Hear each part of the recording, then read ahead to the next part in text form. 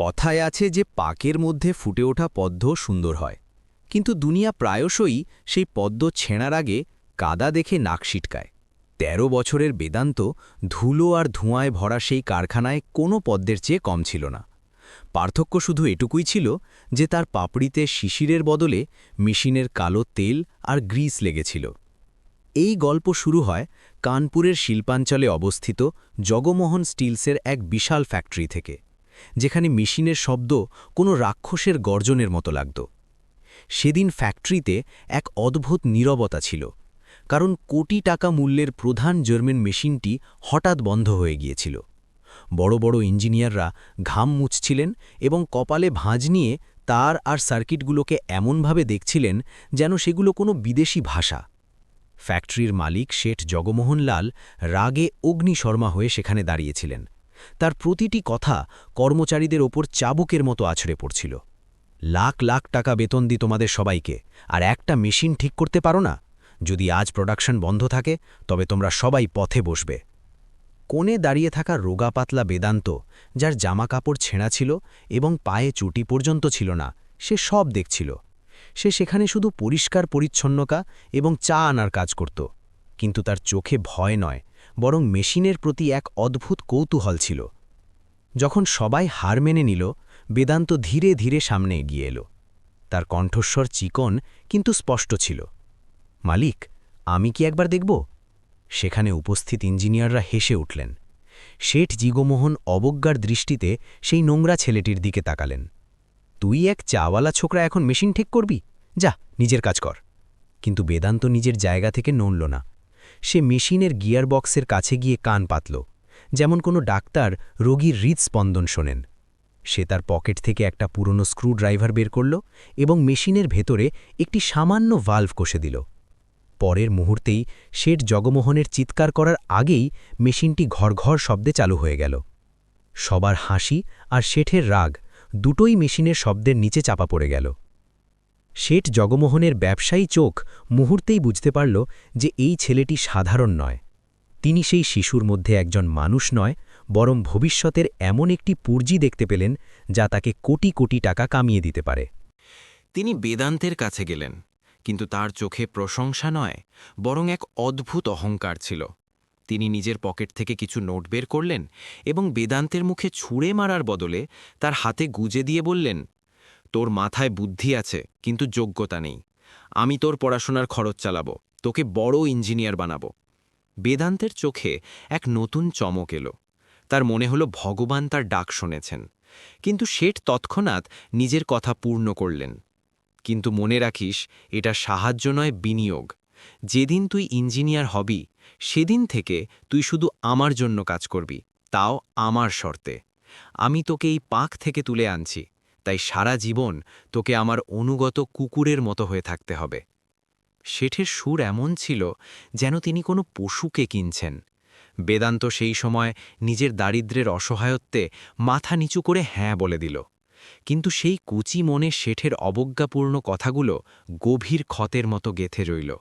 সে জানত না যে উপকারের বোঝা তার ওপর চাপানো হচ্ছে তা আসলে এক বিশাল ষড়যন্ত্রের শুরু ছিল। শেঠ জগমোহন জানতেন না যে আজ তিনি যে স্ফুলিঙ্গকে মুঠোর মধ্যে বন্দী করার চেষ্টা করেছেন, কাল সেটিই তার সাম্রাজ্য জ্বালিয়ে ছাড়খাড় করে দেবে। সময়ের চাকা নিজের গতিতে ঘুরতে থাকল এবং দেখতে দেখতে ১৫ বছর কেটে গেল। সেই ময়লা পোশাকের বেদান্ত এখন এক সুশিক্ষিত যুবক। শহরের সবচেয়ে নামী ইঞ্জিনিয়ারিং কলেজ থেকে গোল্ড মেডেল নিয়ে সে যখন জগমোহন স্টিলসের আলিশান দপ্তরে ঢুকল, তখন তার হাঁটা চলায় এক অদ্ভুত আত্মবিশ্বাস ছিল। সে যে স্যুটটি পরেছিল তা দামি ছিল না, কিন্তু সেটি পরার ধরনের মধ্যে একজন বড় সাহেবের আমেজ ছিল।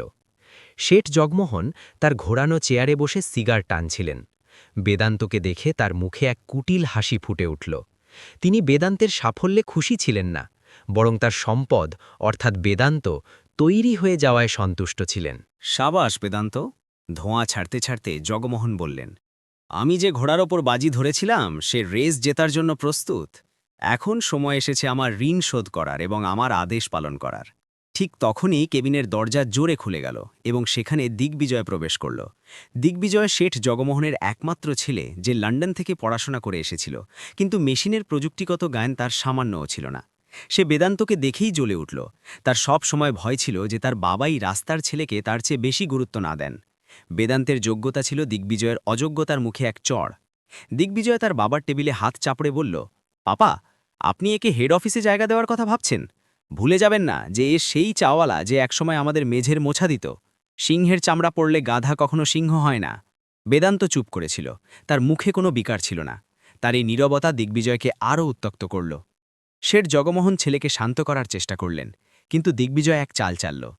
ঠিক আছে, যদি এর এতই যোগ্যতা থাকে তবে একে ইউনিট নাম্বার 9-এর দায়িত্ব দেওয়া হোক। যদিও সেই ভাঙাচোড়ার আস্তানা চালিয়ে দেখাতে পারে, তবে আমি মেনে নেব যে ও আমাদের পাশে বসার যোগ্য। ইউনিট নাম্বার 9-এর নাম শুনে শেঠ জগমোহনও চমকে গেলেন। ওটা ফ্যাক্টরির সবচেয়ে পুরনো এবং ধ্বংসপ্রাপ্ত অংশ ছিল। ওখানটার মেশিনগুলোয় জং ধরে গিয়েছিল, শ্রমিকরা ধর্মঘট করত, এবং গত 3 বছর ধরে সেখানে উৎপাদন শূন্য ছিল। ওটা আসলে এক সাজা ছিল, যেখানে কাউকে পাঠানোর অর্থ ছিল তার কেরিয়ার শেষ করে দেওয়া। শেঠ জগমোহন কিছু বলার আগেই বেদান্ত শান্তভাবে বলল, আমি রাজি, আমি ইউনিট 9-এর দায়িত্ব নিতে প্রস্তুত। দিগ্বিজয় উচ্চস্বরে হেসে উঠল, পাগল নাকি? ওখানে গেলে তুমি নিজেই পদত্যাগ করে পালাবে। ওখানে মেশিন নেই, আছে শুধু মাকড়সার জাল আর ঋণ। সে বেদান্তের কাছে গিয়ে তার চোখের দিকে তাকিয়ে ফিস করে বলল, তোকে তোর যোগ্যতা মনে করিয়ে দেওয়ার জন্য ওই জায়গাটা নরকের চেয়েও খারাপ। নিজের হারের জন্য প্রস্তুত হ। বেদান্ত গভীর নিঃশ্বাস নিল। সে জানত এটা তাকে অপমান করার এবং ভেঙে ফেলার এক ষড়যন্ত্র। কিন্তু দিগ্বিজয় জানত না যে বেদান্ত ছোটবেলা থেকেই ভাঙা জিনিস জোড়া দিতে শিখেছে। সে ফাইল তুলে নিল এবং কোনো উত্তর না দিয়ে সেখান থেকে বেরিয়ে গেল। তবে তার প্রস্থানের ভঙ্গি বলছিল যে সে হার মানতে নয়, বরং এক নতুন ইতিহাস লিখতে যাচ্ছে। সে জানত না যে ইউনিট 9-এর সেই পুরনো দেওয়ালগুলো তার অতীতের এক ভয়ঙ্কর সত্য লুকিয়ে রেখেছে, যা খুব শিগগিরই সামনে আসতে চলেছে। ইউনিট নাম্বার 9, যেমনটা দিগ্বিজয় বলেছিল, কোনো কারখানার চেয়ে লোহার কবরস্থান বেশি মনে হচ্ছিল। চারদিকে জং ধরা মেশিন পড়েছিল, ছাদ দিয়ে রোদের বদলে বৃষ্টির জল পড়ত, এবং শ্রমিকরা কাজ করার বদলে তাসের আড্ডায় ব্যস্ত থাকত। বেদান্ত যখন সেখানে পা রাখল, শ্রমিকরা তাকে আর 5টা অনভিজ্ঞ সাহেবের মতো ভেবে পাত্তা দিল না। ইউনিয়ন লিডার রঘু কাকা বিড়িতে টান দিয়ে ব্যঙ্গ করে বললেন, সাহেব, এখানে মেশিন চলে না, শুধু আমাদের ভাগ্যের মতো জং ধরছে। আপনিও দুদিনে পালাবেন। বেদান্ত রঘু কাকার কথায় কিছু মনে করল না। সে নিজের কোট খুলে ফেলল, টাই ঢিলে করল এবং জামার হাতা গুটিয়ে নিল। আমি এখানে হুকুম চালাতে আসেনি, তোমাদের সাথে ঘাম ঝরাতে এসেছি কাকা, বেদান্ত বলল, এবং সরাসরি সবচেয়ে খারাপ অবস্থায় থাকা চুল্লির কাছে চলে গেল। যে বয়লার ঠিক করার জন্য বাইরে থেকে ইঞ্জিনিয়ার ডাকার কথা হচ্ছিল, বেদান্ত নিজেই তা খুলতে শুরু করল। এটা দেখে শ্রমিকরা অবাক হয়ে গেল। যে হাত কলম ধরার জন্য তৈরি হয়েছিল, সেগুলো এখন গ্রিজ আর কালি মাখা। বেদান্ত দিন রাত এক করে দিল। সে শ্রমিকদের সাথেই খাবার খেত এবং মেঝেতেই শুয়ে পড়ত। তার পরিশ্রম আর প্রযুক্তিগত জ্ঞান ধীরে ধীরে শ্রমিকদের নিভে যাওয়া আশার প্রদীপ আবার জ্বালিয়ে দিল। 6 মাস কেটে গেল। হেড অফিসে বোর্ড মিটিং চলছিল। দিগ্বিজয়ের মুখে জয়ের হাসি ছিল। সে নিশ্চিত ছিল যে আজ বেদান্তের পদত্যাগের খবর আসবে। সে উপহাস করে জিজ্ঞেস করল, তাহলে বাবা, ওই ইউনিট 9-এর শেষকৃত্য কবে করতে হবে? এবার কত লোকসান হলো? ঠিক তখনই বেদান্ত মিটিং রুমে প্রবেশ করল। তার হাতে একটি ফাইল ছিল। সে শান্তভাবে ফাইলটি টেবিলের ওপর রাখল। দিগ্বিজয় হাসতে হাসতে ফাইল খুলল, কিন্তু পরের মুহূর্তেই তার মুখের রং উড়ে গেল। পরিসংখ্যানগুলো চিৎকার করে বলছিল যে ইউনিট 9 গত 10 বছরের রেকর্ড ভেঙে দিয়েছে। শুধু যে উৎপাদন শুরু হয়েছে তাই নয়, বেদান্ত পুরনো ভাঙাচড়া মেশিনে এমন সংস্কার করেছে যে সেগুলো নতুন মেশিনের চেয়েও ভালো কাজ করছে। লাভ আকাশ ছুঁয়েছিল। পুরো বোর্ড রুমে নিস্তব্ধতা নেমে এলো। তারপর হাততালির শব্দে ভরে উঠল। দিগ্বিজয় লজ্জায় লাল হয়ে গেল। তার মনে হল ভরা বাজারে কেউ তাকে উলঙ্গ করে দিয়েছে। সে নিজের চেয়ারে কুঁকড়ে গেল। কিন্তু টেবিলের অন্য পাশে শেঠ জগমোহন হাততালি দিচ্ছিলেন না। তার চোখে এখন পুরনো অহংকার নয়, বরং এক নতুন ভয় বাসা বেঁধেছে। জগমোহন দেখতে পাচ্ছিলেন যে বেদান্ত এখন শুধু একজন যোগ্য ইঞ্জিনিয়ার নয়, সে একজন নেতায় পরিণত হয়েছে। শ্রমিকদের মধ্যে তার জনপ্রিয়তা আর এই অসাধারণ সাফল্য জগমোহনের জন্য বিপদের ঘণ্টা ছিল। তিনি অনুভব করতে পারলেন যে অস্ত্রকে তিনি নিজের সুবিধার জন্য গড়েছিলেন তা এখন এতটাই ধারালো হয়ে উঠেছে যে তা খোদ মালিকের গলা কাটতে পারে। বেদান্তের যোগ্যতা এখন তার ছেলে দিগ্বিজয়ের ভবিষ্যৎ এবং তাদের পরিবারের আধিপত্যের জন্য সরাসরি হুমকি হয়ে দাঁড়িয়েছিল। মিটিং শেষে জগমোহন নিজের কেবিনে একা পায়চারি করছিলেন। তার কপালে ঘাম ছিল। এই ছেলেটি সাধারণ নয়, একে থামাতে হবে, আমার চেয়ারে বসার আগেই ওকে আটকাতে হবে। তিনি মনে মনে বিড়বিড় করলেন। তিনি তার এক পুরনো বিশ্বস্ত হিসাব রক্ষককে ডাকলেন এবং একটি গোপন আদেশ দিলেন, বেদান্তের ফাইল বের করো। ওর বাবার নাম, ওর পূর্বের রেকর্ড, আমার ওর সব দুর্বলতা চাই। আমি জানতে চাই ওর শরীরে কার রক্ত বইছে, যা লোহাকে সোনা বানিয়ে দেয়। জগমোহন আন্দাজ করতে পারেননি যে তিনি যে অতীত ঘাঁটতে যাচ্ছেন তা তার নিজেরই কালো কীর্তির গোপন নথি খুলে দেবে। সন্ধ্যা ঘনিয়ে এসেছে এবং শেঠ জগমোহনের আলিশান কেবিনে নিস্তব্ধতা বিরাজ করছে। টেবিলের ওপর রাখা রিপোর্টের পাতাগুলো বাতাসে উড়ছিল, কিন্তু জগমোহনের শ্বাস আটকে গিয়েছিল। গোয়েন্দার দেওয়া তথ্য তার পায়ের নিচ থেকে মাটি সরিয়ে দিয়েছে। রিপোর্টের প্রথম পাতায় বেদান্তের বাবার নাম লেখা ছিল, সত্যেন্দ্র শর্মা। এই নাম পড়তেই জগমোহনের মাথায় ২০ বছর আগের এক দৃশ্য ভেসে উঠল। সত্যেন্দ্র, যে একসময় তার পরম বন্ধু এবং এক অসাধারণ উদ্ভাবক ছিল। জগমোহনের মনে পড়ল কিভাবে তিনি সত্যেন্দ্রের সারল্যের সুযোগ নিয়েছিলেন। সত্যেন্দ্র এমন এক বৈপ্লবিক হাইড্রোলিক প্রযুক্তি তৈরি করেছিলেন যা স্টিল উৎপাদনের খরচ অর্ধেক করে দিতে পারত। জগমোহন প্রতারণা করে সেই প্রযুক্তির কাগজ নিজের নামে করিয়ে নিয়েছিলেন এবং সত্যেন্দ্রের ওপর চুরির অপবাদ দিয়ে কোম্পানি থেকে বের করে দিয়েছিলেন। সেই আঘাত আর বদনাম সত্যেন্দ্রকে ভেঙে দিয়েছিল এবং তিনি দারিদ্র ও অজ্ঞাতবাসে মারা যান। জগমোহনের কপালে ঠান্ডা ঘাম জমল। তাহলে এই ছেলেটি সেই সত্যেন্দ্রেরই রক্ত, তাই তো মেশিনের সাথে কথা বলে। তিনি বিড়বিড় করলেন, আমি সাপের বাচ্চাকেই দুধ দিয়ে পুষেছি। ভয় এবার তার অস্থিমজ্জায় ঢুকে পড়ল। যদি বেদান্ত সত্য জানতে পারে তবে সে শুধু চাকরি ছাড়বে না, পুরো সাম্রাজ্য নাড়িয়ে দেবে। অন্যদিকে ভাগ্য নিজের খেলা খেলছিল। সেই রাতেই ইউনিট 9-এর পুরনো রেকর্ড রুম পরিষ্কার করার সময় বেদান্তের নজর এক জং ধরা লোহার আলমারির উপর পড়ল, যা দেওয়ালের সাথে গেঁথে দেওয়া হয়েছিল। শ্রমিকরা দেওয়াল ভাঙলে ভেতর থেকে ধুলোয় ভরা এক পুরনো বাক্স পাওয়া গেল। বেদান্ত সেটি খুললে দেখল পুরনো ফাইলে ঠাসা। সে যখন প্রথম ফাইলটি খুলল তার চোখ কপালে উঠল। পাতায় আঁকা মেশিনের ড্রয়িংগুলো হুবহু আজকের জগমোহন স্টিলসের সবচেয়ে দামি মেশিনগুলোর মতো ছিল, কিন্তু নিচে তারিখ ছিল ১৯৯৫ সালের এবং স্বাক্ষর ছিল সত্যেন্দ্র শর্মা। বেদান্তের হাত কাঁপতে শুরু করল। তার বাবার আবছা স্মৃতিগুলো মনে পড়তে লাগল, যিনি প্রায়ই নেশার ঘোরে কাঁদতেন আর বলতেন, আমার বন্ধু আমার পিঠে ছুরি মেরেছে, আমার পরিশ্রম চুরি করেছে। বেদান্ত কাঁপতে কাঁপতে ফাইলের নিচে রাখা একটি চিঠি বের করল। ওটা তার বাবার হাতের লেখা ছিল, যা জগমোহনের নামে লেখা হয়েছিল কিন্তু কখনো পাঠানো হয়নি। তাতে লেখা ছিল, জগমোহন, তুমি শুধু আমার আবিষ্কার চুরি করনি, তুমি আমার সন্তানের ভবিষ্যৎ চুরি করেছ। এই প্রযুক্তি আমার ছিল, কিন্তু আজ পৃথিবী তোমাকে এর জনক মনে করে। ভগবান তোমাকে কখনো ক্ষমা করবেন না। সত্য বিদ্যুতের মতো বেদান্তের মাথায় খেলল। যাকে সে নিজের মসিহা মনে করছিল সে আসলে তার বাবার খুনি আর চোর। শেঠ জগমোহন তাকে পড়িয়েছেন এই জন্য নয় যে তিনি দয়ালু ছিলেন, বরং এই জন্য যাতে তার কালো কীর্তির ওপর পর্দা ঢাকা থাকে। বেদান্তের চোখ দিয়ে জল গড়িয়ে পড়ল, কিন্তু এগুলো দুঃখের নয়, প্রতিশোধের আগুনের জল ছিল। যে কারখানা সে নিজের পরিশ্রম দিয়ে দাঁড় করিয়েছে তা আসলে তার বাবারই উত্তরাধিকার ছিল। সে ফাইলটি বুকে জড়িয়ে ধরল এবং অন্ধকারে জ্বলতে থাকা ফ্যাক্টরির চিমনিগুলোর দিকে তাকালো। তুমি আমার বাবার থেকে সব কেড়ে নিয়েছ শেঠ জগমোহন। বেদান্তের কণ্ঠে এক ভয়ঙ্কর নিস্তব্ধতা ছিল। এবার আমি তোমার থেকে সব ফেরত নেব, সুদে আসলে। পৌঁছাতেই তাকে কনফারেন্স রুমে ডাকা হলো। সেখানে জগমোহন আর দিগ্বিজয় আগে থেকেই ছিল এবং তাদের সাথে নিরাপত্তারক্ষীরাও দাঁড়িয়েছিল।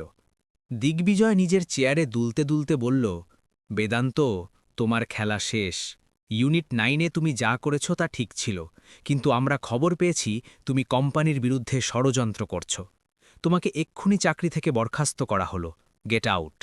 জগমোহনের চোখে এক নিষ্ঠুর তৃপ্তি ছিল। তাদের মনে হয়েছিল সাপের মাথা গুড়িয়ে দেওয়া হয়েছে। কিন্তু বেদান্ত নিজের জায়গা থেকে নড়ল না।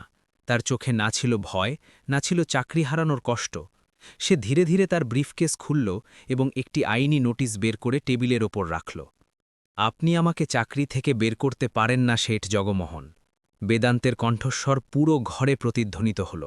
কারণ কোনো কর্মচারী নিজের মালিককে বের করতে পারে না, কিন্তু আসল মালিক নিজের সম্পত্তি ফেরত চাইতে পারে। জগমোহন আর দিগ্বিজয়ে আকাশ থেকে পড়লেন। কি আজেবাজে কথা এসব! জগমোহন চিৎকার করে উঠলেন। বেদান্ত আরও একটি ফাইল টেবিলের ওপর আছড়ে ফেলল। এটা আমার বাবা সত্যেন্দ্র শর্মার অরিজিনাল ব্লুপ্রিন্টের কপি। যে হাইড্রোলিক সিস্টেমের ওপর ভিত্তি করে আপনি এই $1 বিলিয়ন সাম্রাজ্য তৈরি করেছেন, তার পেটেন্ট আমার বাবা 1995 সালেই রেজিস্টার করিয়ে নিয়েছিলেন। কিন্তু আপনি ঘুষ দিয়ে সেগুলো ফাইলের নিচে চাপা দিয়ে দিয়েছিলেন। তবে আপনি ভুলে গেছেন যে আইনের হাত লম্বা হয় আর সত্যের বয়স দীর্ঘ। জগমোহনের মুখ ফ্যাঁকাশে হয়ে গেল। তিনি জানতেন বেদান্ত সত্যি বলছে। তিনি কাঁপতে কাঁপতে কাগজগুলো তুললেন। তারিখগুলো সাক্ষ্য দিচ্ছিল যে আবিষ্কারটি সত্যেন্দ্ররই ছিল। জগমোহন পরিস্থিতি সামলানোর চেষ্টা করলেন। তার কণ্ঠ এখন নরম হয়ে এলো। দেখো বাবা, পুরনো কথা ভুলে যাও। আমরা সমঝোতা করতে পারি। বলো তোমার কত টাকা চাই? 10 কোটি, 20 কোটি, সব তোমার। বেদান্তের চোখে আগুন জ্বলছিল। দাম তো দিতেই হবে জগমোহন, কিন্তু টাকায় নয়। আমার বাবা যে অপমান আর দারিদ্র্য সহ্য করেছেন, তার মূল্য আপনি আপনার দৌলত দিয়ে দিতে পারবেন না। আমি কোর্টে কেস ফাইল করে দিয়েছি এবং মিডিয়াকে সব প্রমাণ পাঠিয়ে দিয়েছি। এখন ফয়সালা বন্ধ ঘরে নয়, আদালতে হবে। জগমোহন কিছু করার আগেই বাইরে পুলিশ সাইরেনের আওয়াজ শোনা গেল। গেটে মিডিয়ার ভিড় জমে গেছে। টিভি চ্যানেলগুলোতে ব্রেকিং নিউজ চলছিল। বিখ্যাত শিল্পপতি জগমোহনের বিরুদ্ধে বন্ধুর আবিষ্কার চুরির অভিযোগ। আসল উত্তরাধিকারী সামনে এলো। শেয়ার বাজারে জগমোহন স্টিলসের শেয়ার তাসের ঘরের মতো ভেঙে পড়ল। যে ছেলে দিগ্বিজয় নিজের উত্তরাধিকার নিয়ে গর্ব করত, সে এখন ভয়ে ঘামছিল। জগমোহন চেয়ারে ভেঙে পড়লেন। তিনি বুঝে গিয়েছিলেন যে অতীতকে তিনি মাটির নিচে চাপা দিয়েছিলেন, তা আজ আগ্নেয়গিরি হয়ে ফেটেছে। বেদান্ত সেখান থেকে বুক চিতিয়ে বেরিয়ে এলো, ঠিক যেন এক রাজা নিজের দুর্গ জয় করে ফিরছে। যুদ্ধের দামামা বেজে গিয়েছিল এবং এবার ছিল ন্যায়ের পালা। কোর্টের শুনানি ছিল রণক্ষেত্রের মতো। একদিকে শহরের সবচেয়ে দামি উকিলদের বাহিনী, যারা শেঠ জগমোহনের সব অপরাধ ঢাকতে দাঁড়িয়েছিল, আর অন্যদিকে বেদান্ত একা ছিল, তার বাবার পুরনো নথিপত্র আর সত্যকে সাথে নিয়ে। জগমোহনের উকিলরা আপ্রাণ চেষ্টা করলেন। তারা দাবি করলেন যে ওই নথিগুলো জাল, পুরনো এবং এতদিন পর সেগুলোর কোনো গুরুত্ব নেই। কোর্টরুমে নিস্তব্ধতা ছিল। সবার নজর ছিল বিচারকের রায়ের ওপর। তখনই বেদান্ত তার শেষ এবং সবচেয়ে শক্তিশালী চালটি চালল। সে বিচারকের অনুমতি নিয়ে একটি পুরনো ডায়েরি পেশ করল, যা সে ওই বাক্সেই পেয়েছিল। ওটা ছিল তার বাবার প্রযুক্তিগত ডায়েরি। বেদান্ত জনাকীর্ণ আদালতে বলল, মাই লর্ড, যদি এই প্রযুক্তি জগমোহনজির হয়, তবে তিনি বলুন যে মূল মেশিনের হাইড্রোলিক ভালভে SS95 কোডটির অর্থ কী? জগমোহন আর তার ইঞ্জিনিয়াররা আমতা আমতা করতে লাগলেন। তারা এর উত্তর জানতেন না। বেদান্ত গর্জে উঠে বলল, SS মানে হলো সত্যেন্দ্র শর্মা, আর 95 হলো সেই বছর যখন এটি তৈরি করা হয়েছিল। আমার বাবা নিজের প্রতীকী ডিজাইনের গভীরে নিজের স্বাক্ষর কোড হিসাবে লুকিয়ে রেখেছিলেন, যা আজ পর্যন্ত কেউই জানতে পারেনি, একমাত্র সেই ব্যক্তি ছাড়া যার কাছে আসল ব্লুপ্রিন্ট আছে। কোর্ট তৎক্ষণাৎ ফরেন্সিক তদন্তের নির্দেশ দিল এবং বেদান্তের দাবি শতভাগ সত্যি প্রমাণিত হল। মেশিনের ভেতরের অংশে সেই কোডটি খোদাই করা পাওয়া গেল। এই প্রমাণই কফিনের শেষ পেরেক হিসাবে কাজ করল। মিথ্যের পা থাকে না, আর জগমোহনের মিথ্যে এখন হাঁটু গেড়ে বসেছে। কয়েক সপ্তাহের শুনানির পর অবশেষে রায়ের দিন এলো। বিচারক হাতুড়ি পিটলেন এবং সেই শব্দ জগমোহনের কাছে ছিল মরণ ঘণ্টার মতো। আদালত রায় দিল, যেহেতু জগমোহন স্টিলসের পুরো সাম্রাজ্য চুরির বৌদ্ধিক সম্পদের ওপর দাঁড়িয়ে, তাই আইনত এই প্রযুক্তি এবং এর থেকে অর্জিত মুনাফার আসল মালিক বেদান্ত শর্মা। কোর্ট নির্দেশ দিচ্ছে যে কোম্পানির মালিকানা এবং সব সম্পত্তি অবিলম্বে বাদীকে হস্তান্তর করা হোক। এছাড়া জালিয়াতির জন্য শেঠ জগমোহনকে বিশাল জরিমানা ও সাজা দেওয়া হলো। রায় শুনেই দিগ্বিজয় কোর্টরুমেই কেঁদে ফেলল। যে অহংকারের বেলুনে সে উড়ছিল, তা এক মুহূর্তেই ফেটে গেল। শেঠ জগমোহন, যিনি একসময় শহরের রাজা ছিলেন, আজ এক অপরাধীর মতো মাথা নিচু করে দাঁড়িয়েছিলেন। মিডিয়ার ক্যামেরার ফ্ল্যাশ তার ওপর পড়ছিল, কিন্তু এবার তিনি তার শান দেখানোর জন্য নয়, বরং মুখ লুকানোর জন্য হাত দিয়ে আড়াল করছিলেন। বেদান্ত এক গভীর নিঃশ্বাস নিল। তার মনে হলো তার বাবার আত্মা আজ শান্তি পেয়েছে। কোর্ট থেকে বেরোনোর সময় জগমোহন কাঁপতে কাঁপতে বেদান্তকে আটকানোর চেষ্টা করলেন। বাবা, দয়া করো, আমরা রাস্তায় বসে যাব। বেদান্ত থামল, তার চোখের দিকে তাকালো এবং শান্তভাবে বলল, জগমোহনজি, এটা দয়ার নয়, কর্মফলের বিষয়। আপনি আমার বাবাকে রাস্তায় বসিয়েছিলেন, আজ নিয়তি চাকা ঘুরিয়ে দিয়েছে। পার্থক্য শুধু এই যে আমি আপনার থেকে তা কেড়ে নিয়েছি যা আমার ছিল, আর আপনি আমার থেকে তা কেড়ে নিয়েছিলেন যা আপনার ছিল না। এবার শুধু শেষ কাজ বাকি ছিল, ওই ফ্যাক্টরিতে ফিরে যাওয়া, কিন্তু এবার চাকর হয়ে নয়, মালিক হয়ে। পরের দিন যখন বেদান্ত শর্মা স্টিলস, যার নাম এখন বদলে গেছে, এর গেটে বেদান্ত পৌঁছল, তখন পরিবেশ পুরো বদলে গেছে। সেই গেট যেখানে একসময় তাকে ধাক্কা মেরে বের করে দেওয়া যেত, আজ তা ফুলে সাজানো। শ্রমিকরা যারা তার সাথে ইউনিট 9-এ ঘাম ঝরিয়েছিল, তারা তার আরতি করার জন্য দাঁড়িয়েছিল। রঘু কাকার চোখে আনন্দের জল ছিল। তিনি এগিয়ে এসে বেদান্তের গলায় ফুলের মালা পরিয়ে দিলেন। স্বাগত মালিক, তিনি আবেগভরা কণ্ঠে বললেন। বেদান্ত হাসি মুখে মালাটি খুলে রঘু কাকার হাতে দিয়ে দিল। মালিক নয় কাকা, সঙ্গী বলুন। এই ফ্যাক্টরি আমার নয়, আমাদের সবার। আমার বাবার স্বপ্ন ছিল যে শ্রমিক আর মালিক এক পরিবারের মতো থাকবে, আর আজ থেকে এখানে তাই হবে। হাততালির শব্দে পুরো চত্বর মুখরিত হয়ে উঠল।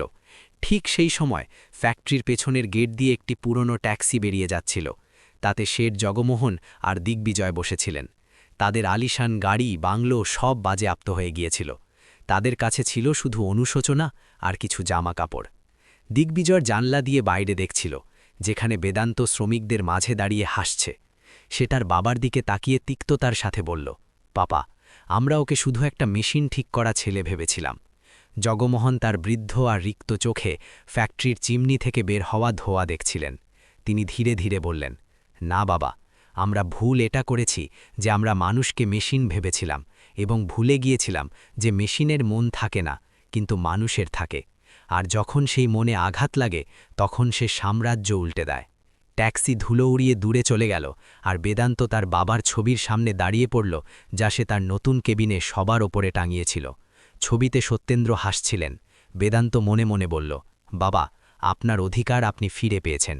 এখন থেকে কোনো মেধাবী গরিবকে আর পথে পথে ঘুরতে হবে না। সে তার চেয়ারে বসল, কিন্তু অহংকার দিয়ে নয়, দায়িত্ব দিয়ে। সে তৎক্ষণাৎ ঘোষণা করল যে ফ্যাক্টরির লাভের একটি অংশ শ্রমিকদের সন্তানদের শিক্ষার জন্য ব্যয় হবে। যে ইউনিট 9কে জঞ্জাল মনে করা হতো, বেদান্ত সেটিকে সত্যেন্দ্র ইনোভেশন ল্যাবে রূপান্তরিত করল, যেখানে নতুন উদ্ভাবকরা তাদের স্বপ্নকে সত্যি করতে পারে। বেদান্তের যাত্রা সেই ধুলোমাখা ছেলে থেকে শুরু হয়ে একজন ন্যায়পরায়ণ শিল্পপতি পর্যন্ত পৌঁছেছিল। সে প্রমাণ করে দিয়েছিল যে সত্যকে কিছু সময়ের জন্য দাবিয়ে রাখা যেতে পারে, কিন্তু হারানো যায় না। যেমন কাদা থেকে পদ্ম ফোটে, তেমনি লড়াই থেকে সাফল্যের আসল সূর্য উদিত হয়।